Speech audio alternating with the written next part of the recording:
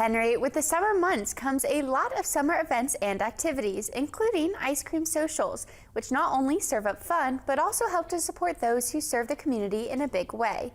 Chief Ron Utt of the Eastwood Volunteer Fire Department and Chief Mike Chevalier of the Little Hawking Volunteer Fire Department say that Ice Cream Socials aren't just fun events for the community, they're also vital to volunteer departments. Both men explained that the donations and proceeds made from these events help the departments to continue running smoothly by helping to pay for necessary equipment and training, among other things.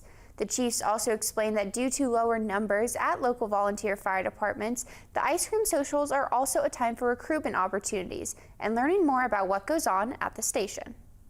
Almost all volunteer fire departments have to rely on donations and money-making proceeds to be able to do their day-to-day operation. That supplements the money that they get through their government agency, through contracts and that. But all the volunteer fire departments depend greatly on Ice Cream Socials and things to help fund their department. Our interest, they see our gear, meet us, maybe hear some of the stories the firemen talk about, some of the calls we've been on, and we always hope that maybe we'll get somebody from the community that might be interested in giving it a try, see if it's something they want to do.